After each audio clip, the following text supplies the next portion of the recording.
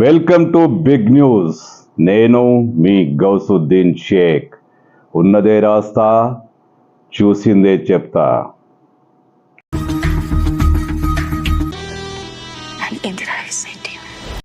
కంగనా రనౌత్ ప్రముఖ నటి, BJP MP Kangana Ranaut అన్నీ తానే నిర్మించిన ఎమర్జెన్సీ సినిమాను తెలంగాణలో విడుదల కానియకుండా అడ్డుకుంటామని ముఖ్యమంత్రి రేవంత్ రెడ్డి ప్రకటించడం సంచలనంగా మారింది. రేవంత్ నిర్ణయం పట్ల కంగనా రనౌత్ మండిపడ్డారు. తన సినిమా ఎట్టి పరిస్థితిలోనూ దేశవ్యాప్తంగా విడుదల చేసి తీరుతామని కంగనా రనౌత్ ప్రకటించారు. బీజేపీ సహకారంతో సినిమాను విడుదల చేసేందుకు ఆమె అన్ని ప్రయత్నాలు చేస్తున్నారు. ఇందిరాగాంధీ హయాంలో ఎమర్జెన్సీ సమయంలో సంఘటనల ఆధారంగా కంగనా రనౌత్ ఈ సినిమాను నిర్మించారు.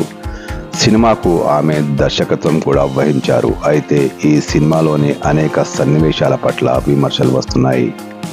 ఇందిరాగాంధీని ఈ సినిమాలో విలన్గా చూపించారని విమర్శలున్నాయి.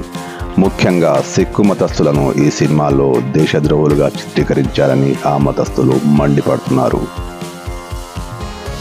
ఇందులో భాగంగానే తెలంగాణకు చెందిన సిక్కు మతస్థులు రాష్ట్ర ప్రభుత్వ సలహాదారుడు షబ్బీర్ అలీని కలిసి ఈ సినిమాను తెలంగాణలో విడుదల కానియకుండా అడ్డుకోవాలని కోరారు.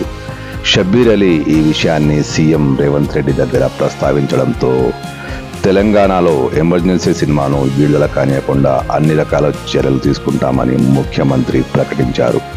అయితే ఈ సినిమా విడుదల అవుతుందని కంగనా రనౌత్ సీఎంకు కౌంటర్ ఇచ్చారు.